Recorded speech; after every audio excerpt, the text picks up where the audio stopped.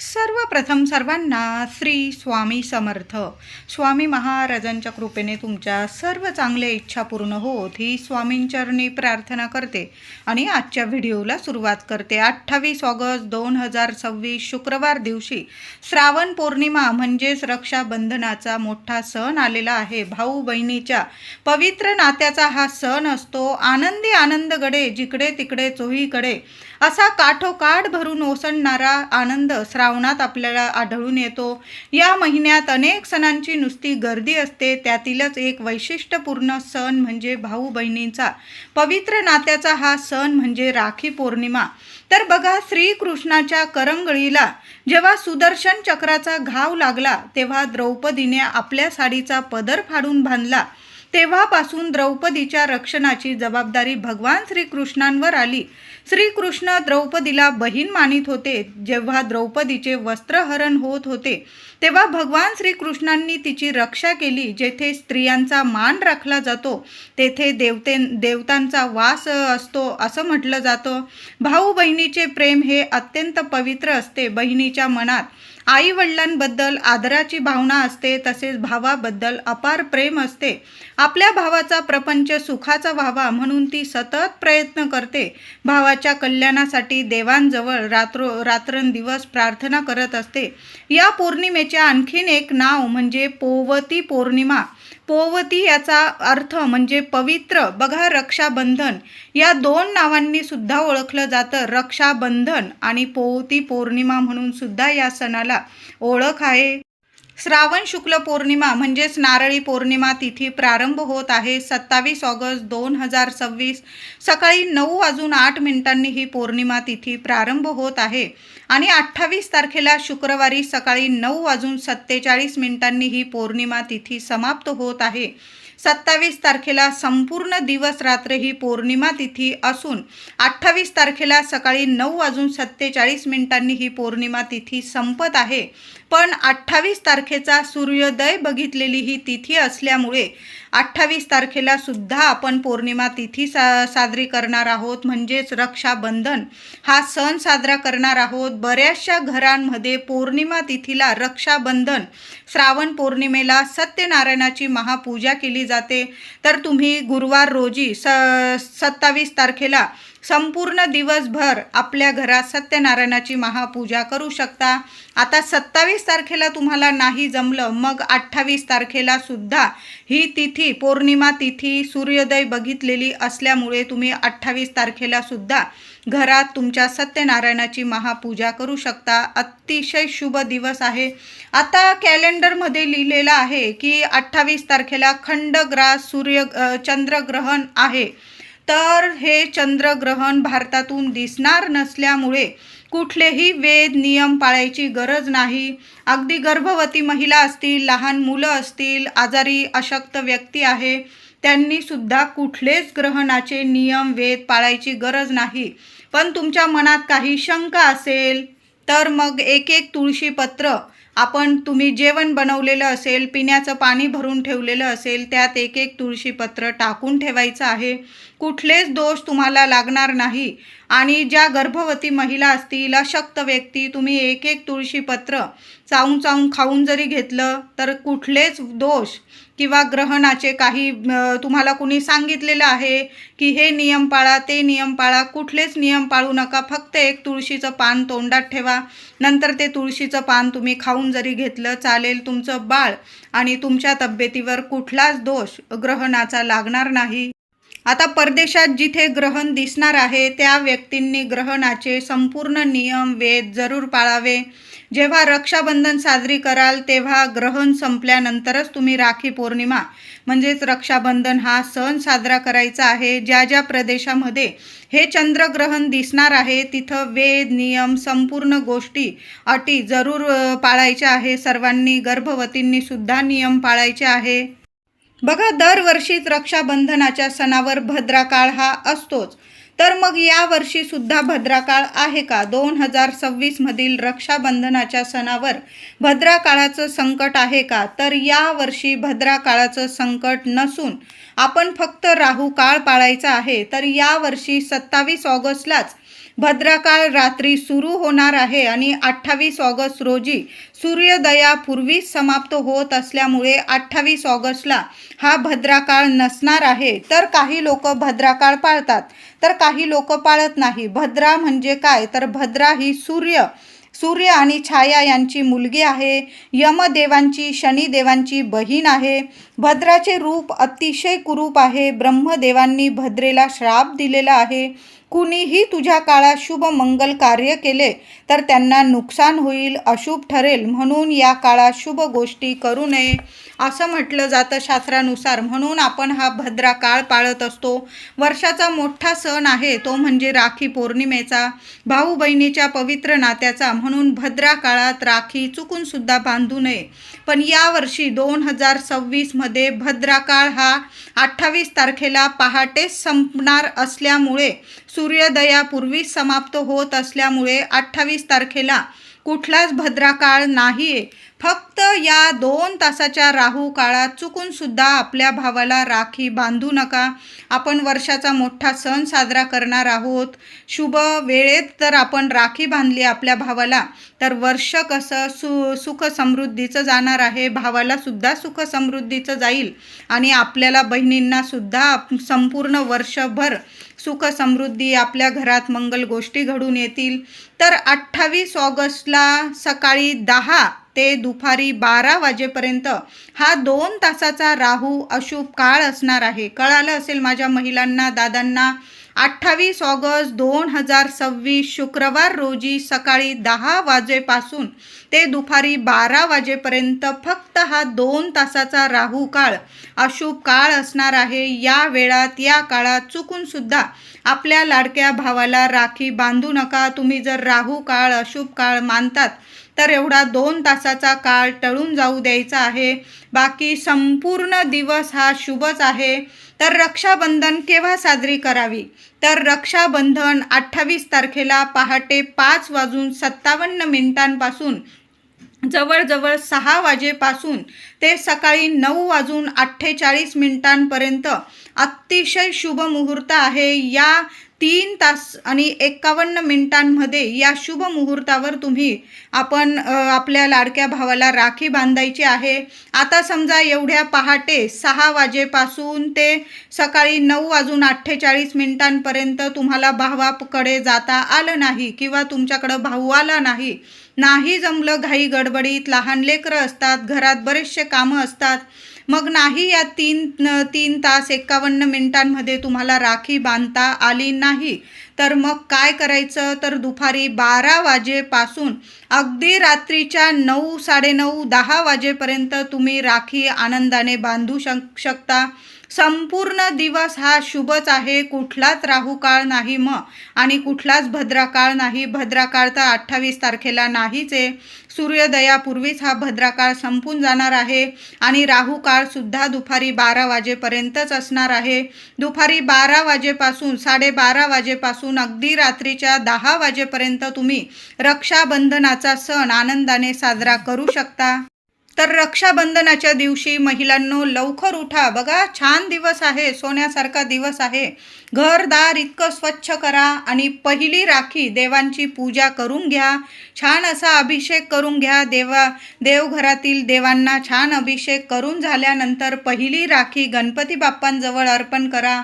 दुसरी राखी बाळकृष्णांजवळ म्हणजेच आपल्या स्वामींजवळ अर्पण करायची आहे. अजून 2-3 राख्या तुमच्या देवांजवळ तुम्हाला अर्पण करायच्या, त्या करून द्या आणि मग आपल्या भावाला राखी बांधायला जायचं आहे तुम्हाला, किंवा तुमच्याकडं भाऊ येत असेल तर मग आपल्याला राखी बांधायची आहे. आपण जेव्हा प्रथम देवांना म्हणजे रक्षाबंधनाची पहिली राखी अर्पण करतो आणि मग आपल्या भावाला राखी बांधतो ना, तर खूप शुभ ठरतं. कुठलेच संकट, विघ्न किंवा अडीअडचणी आपल्या भावावर कधीच येत नाही आणि आपल्यावर सुद्धा कधी देव येऊ देत नाही. कारण पहिली राखी आपण आपल्या देवांना अर्पण करतो. कायम आपल्या पाठीशी देवी देवता उभे राहता. म्हणून प्रथम देवघरात राखी अर्पण करा. घराजवळ मंदिर असेल, स्वामींचा मठ असेल, पहिली राखी आपल्या स्वामींना अर्पण करा. तुमच्याकडं मूर्ती असेल तर अवश्य पहिली राखी बाळकृष्णांना किंवा आपल्या स्वामी, एकच माय माऊली आहे आपली, देवांना राखी पहिली बांधा आणि मग आपल्या भावाला राखी बांधायची आहे. बघा वर्ष कसं सुख समृद्धीचं जाईल. कधीच कुठलं संकट देव तुमच्यावर फिरकू देणार नाही. तुमच्या संपूर्ण कुटुंबाची रक्षण करते, पाठीशी उभे राहून कायम रक्षण करतील. म्हणून पहिली राखी प्रत्येक बहिणीचं कर्तव्य आहे. पहिली राखी आपल्या देवघरात गोंड्याची छान अशी लाल पिवळ्या गोंड्याची राखी आणा, लहान लहानशी छोटीशी, आणि प्रथम आपल्या देवांना राखी अर्पण करा. देवांची पूजा करा, देवांना औक्षण करा. हळदी कुंकू फुलं अक्षता वाहून औक्षण करा देवांना. काहीतरी गोड मिठाईचा नैवेद्य आपल्या देवांना दाखवायचा आहे. एखादा नारळ अर्पण करू शकता किंवा नाही केला तुम्ही, फक्त देवांना ओवाळून घ्या, राखी अर्पण करा, गोडाचा नैवेद्य दाखवा आणि एक अखंड दिवा आपल्या देवांसमोर लावून ठेवायचा आहे. दिव्यात एक कापराचा तुकडा टाकून ठेवा, चिमूटभर हळद टाकून ठेवा. यामुळे सुद्धा देवता प्रसन्न होतात आणि भरभरून आशीर्वाद देता. म्हणून रक्षाबंधनाची सुरुवात महिलांनो याच पद्धतीने करा. प्रथम देवांना राखी अर्पण करा आणि मग आपल्या भाऊरायाला, लाडक्या भावाला राखी बांधायची आहे. तर राखी पौर्णिमेच्या दिवशी छान शुभ रंगाच्या साड्या घाला महिलांनो. चुकून सुद्धा मळकट, फाटलेले, तुटलेले, 4 दिवसात वापरलेले, एकदम काळ्या रंगाचे, एकदम डार्क रंगाचे, निळसर काळपट दिसत असतील असे कपडे घालून आपल्या भावाला मुळीच ओवाळू नका. छान छान शुभ रंग असतात. श्रावणाचा महिना सुरू आहे.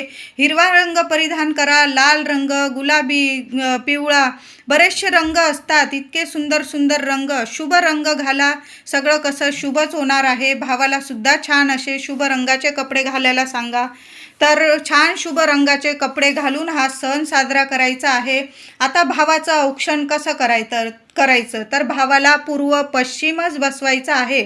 तुम्ही उत्तरेकडं बसत आहात, भावाचं दक्षिणेकडं तोंड येत आहे, मुळीच नाही. या चुका छोट्या मोठ्या करू नका. पूर्व पश्चिम असाच पाठ मांडायचा आहे, असंच आसन ठेवायचं आहे. भावाला पाटावर बसवा. लहान का होईना पाटाभोवती रांगोळी काढायची आहे. भावाला पाटावर बसवा, आसनावर बसवा. पूर्व पश्चिमच दोघांचं तोंड आलं पाहिजे, मुख आलं पाहिजे. भावाला ओवाळताना पाटावर आसनावर बसवा. भावाच्या डोक्यावर टोपी घालायला सांगा किंवा एखादा रुमाल भावाच्या डोक्यावर ठेवायचा आहे. बहिणीने सुद्धा छान कपडे घालून एखादी ओढणी वगैरे डोक्यावर घ्या किंवा पदर असेल तुमचा डोक्यावर घ्या.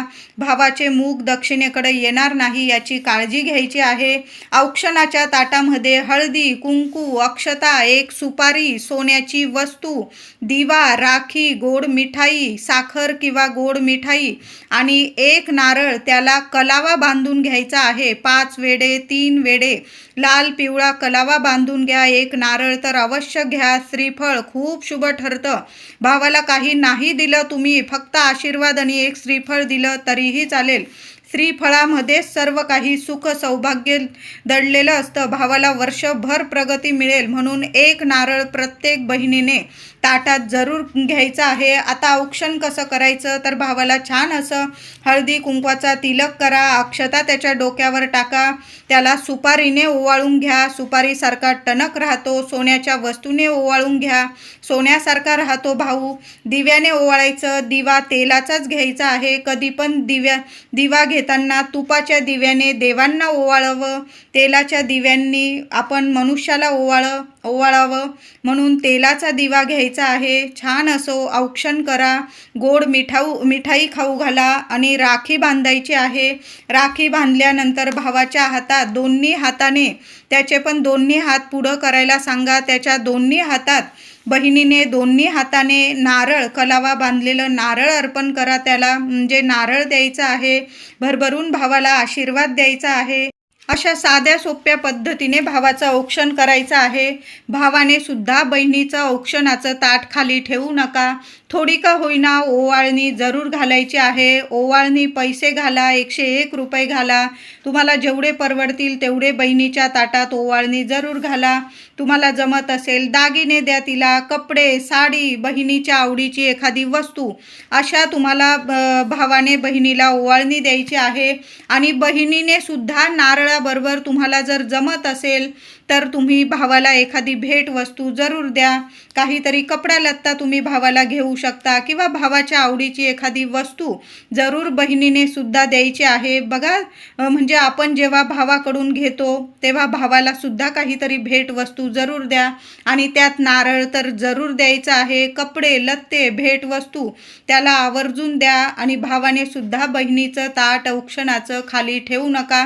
हे 2 सण खूप महत्त्वाचे असतात. जेव्हा राखी पौर्णिमेच्या दिवशी महिलांनो, तुम्ही जर माहेरी गेलेला असाल आणि माहेराहून परत येत असाल तर चुकून सुद्धा धारदार वस्तू असतील, काचेच्या वस्तू असतील, लोणचं असेल, तिखट किंवा अंथरूण पांघरूण खलबत्ता मुसळी अशा वस्तू अजिबात चुकून सुद्धा आणू नका. इतर दिवशी आणू शकता, पण अशा शुभ प्रसंगी आपण जाणार आहोत माहेरी आणि भावाला औक्षण करून घरी येणार आहात तुम्ही सासरी. माहेराहून सासरी येताना चुकून सुद्धा अशा वस्तू आणू नका की आपल्या घरात संकट येतील ओढून किंवा पतिदेव मुलांना संकट येतील. अशा वस्तू आणू नका. मग त्यात धारदार वस्तू असतील, काचेच्या वस्तू असतील, लोणचं असेल, नात्यात काही वेळा लोणच्याने सुद्धा नात्यामध्ये आंबटपणा येतो, तिखटपणा येतो. म्हणून लोणचं आणा तुम्ही. मी म्हणत नाही, आपली आई आपल्याला अगदी आनंदाने प्रेमाने लोणचं बनवून देते. तुम्ही इतर वेळी गेला माहेरी तेव्हा लोणचं आणा, मी नाही म्हणत नाही. खरं तर लोणचं आणू नये असं शास्त्रात म्हटलेलं आहे, पण आई एवढ्या प्रेमाने देते म्हटल्यावर आपण नाही कसं म्हणायचं. पण अशा शुभ तिथींना जेव्हा आपण माहेरी जातो ना, तेव्हा या गोष्टी आणू नका. तुम्ही इतर वेळी जेव्हा आईला वडिलांना भेटायला जात असाल भावाला, तेव्हा या गोष्टी तुम्ही घेऊन येऊ शकता, पण अशा शुभ तिथींना या वस्तू घरी आणू नका. त्यात लोणचं, अंथरूण पांघरूण गोधड्या वगैरे अशा वस्तू जर आई देत असेल तर तुम्ही घेऊ नका ह्या वेळेस. पुढील वेळेस नेईल असं सांगून द्या. आईला प्रेमाने समजावून सांगा. आईचा जीव तर आपल्या लेकरांमध्ये खूप अडलेला असतो. म्हणजे तिला असं वाटतं आपली लेक घरी आलेली आहे, काय करू आणि काय नाही, हे देऊ ते देऊ. आईला प्रेमाने सांगा की मी पुढील फेरी मारेल, पुढील वेळा भेटायला येईल तुला तेव्हा मी या वस्तू नेईल. फक्त या रक्षाबंधनला या वस्तू आणू नका माहेरून. आता राखी पौर्णिमा म्हटलं की आपले बाजार इतके सुसज्ज झालेले आहे, जिथं बघावं तिथं राख्याच राख्या आपल्याला दिसत आहे. आपल्या लाडक्या भावाला कोणती राखी घेऊ आणि कोणती नाही, प्रत्येक बहिणीला हाच विचार आहे. ती बाजारात जाते तेव्हा तिचं लक्ष प्रत्येक राखीकडं असतं. आपल्या भावाच्या मनगटावर इतकी जगातली सर्वात सुंदर राखी आपण बांधावी असंच तिच्या मनात असतं. तर महिलांनो, रक्षाबंधनला जर तुम्ही राखी खरेदी करत आहात, तुम्ही आधीच राखी खरेदी करत असाल, काही वेळा भावाकडं आपलं जाणं होत नाही, भावाला आपल्याकडे येणं होत नाही, मग आपण पोस्टाने वगैरे राखी पाठवत असतो, मग आधीच राखी खरेदी करतो. तर महिलांनो, तुम्ही रक्षाबंधनच्या दिवशी किंवा आधीच राखी खरेदी करत असाल तर चुकून सुद्धा अशा राख्या खरेदी करू नका ज्यामुळे भावावर संकट येईल. देवी देवतांचे फोटो वगैरे असतील अशा राख्या खरेदी करू नका. छान अशी गोंड्याची वगैरे राखी घ्या. काळपट रंगाच्या चित्रविचित्र राख्या असतील, धारदार वस्तू त्याच्यावर दाखवलेल्या असतील, भूताचे कसलेही चित्र वगैरे असतात त्या राख्यांवर, अशा राख्या चुकून सुद्धा खरेदी करू नका. शुक्रवारी वरदलक्ष्मी व्रत आलेलं आहे. श्रावण पौर्णिमा म्हणजेच राखी पौर्णिमा आलेली आहे. महिलांनो, देवघरातील दिव्यामध्ये एक वस्तू आवर्जून टाकून द्यायची आहे. सकाळीच टाकून द्या, सकाळी नाही जमलं संध्याकाळी जरी टाकलं, पण शुक्रवारी दिव्यामध्ये, देवघरातील दिव्यामध्ये एक वस्तू आवर्जून टाका. दिवा स्वच्छ धुवून घ्यायचा आहे. तेलाचा असेल दुहेरी वाट टाका, तुपाचा असेल फुलवाट टाका, चांगलं गाईचं तूप टाका. तेलाचा असेल तर तुम्ही जे देवांच्या दिव्यांसाठी तेल वापरता ते टाका. दिव्याची हळद कुंकू फुलं वाहून पूजा करा. दिव्याखाली थोड्या का होईना अक्षता आसन म्हणून जरूर ठेवा किंवा फुलांची रास करा. दिव्यात तुम्हाला 2 लवंग टाकून द्यायचे आहे. 1 भीमसेन कापराचा तुकडा टाका. भीमसेन कापूर नसेल साधा कापराचा तुकडा टाका. चिमूटभर हळद टाका. या प्रत्येक वस्तू टाकताना तुम्हाला माता लक्ष्मीचा मंत्र बोलायचा आहे. ओम श्रीम नमः, ओम श्रीम नमः. या वस्तू आवर्जून दिव्यामध्ये टाका. बघा, जसा जसा दिवा जळेल ना, तसा तशा त्या वस्तूंचा सुगंध आपल्या घरात आणि देवघरात दरवळत असतो. माता लक्ष्मी यामुळे खूप प्रसन्न होते. घरातली जी नकारात्मकता असते, वास्तुदोष, पितृदोष, ग्रहदोष असतात आपले, संपूर्ण नष्ट होतात आणि चांगली पवित्र सकारात्मकता घरात येत असते. म्हणून या दिवशी मोठा दिवस आहे. माता लक्ष्मीला प्रसन्न करून घेण्यासाठीचाच हा वरद लक्ष्मीचा श्रावण पौर्णिमेचा दिवस आहे. या वस्तू देवघरातील दिव्यात टाका. आपण मुख्य दाराशी सुद्धा माता लक्ष्मीच्या स्वागतासाठी सकाळी पण दिवा लावा, संध्याकाळी पण लावा आणि सकाळी किंवा संध्याकाळी त्या दिव्यामध्ये सुद्धा 2 लवंग, कापराचा तुकडा, चिमूटभर हळद टाका. दिव्याखाली आसन द्या. तुळशीजवळ सुद्धा आपण दिवा लावायचा आहे. तुळशीला चिमूटभर हळद, ओम नमो भगवते वासुदेवाय नमः या मंत्राचा जप करून आपण तुळशीला चिमूटभर हळद अर्पण करायची आहे. सोन्यासारखे अनुभव येतील. घरात शुभ मंगल गोष्टी घडून येतील. तुमच्या विवाह वगैरे अडलेले असतील मुलामुलींचे, ते सुद्धा योग्य ठिकाणी म्हणजे योग्य स्थळ येईल चालून मुलाला, मुलीला, आणि लवकरात लवकर तुमच्या घरात शुभ मंगल कार्य घडून येतील. तुळशीजवळ दिवा लावा, मुख्य दाराशी लावा आणि देवघरातील दिव्यात सुद्धा 3-4 ठिकाणी तुम्ही जिथं जिथं दिवा प्रज्वलित करता त्या प्रत्येक दिव्यामध्ये या 3-4 वस्तू आवर्जून टाका. लवंग, कापराचा तुकडा आणि चिमूटभर हळद. चांगले अनुभव येतील तुम्हाला. व्हिडिओ आवडला असेल लाईक करा, शेअर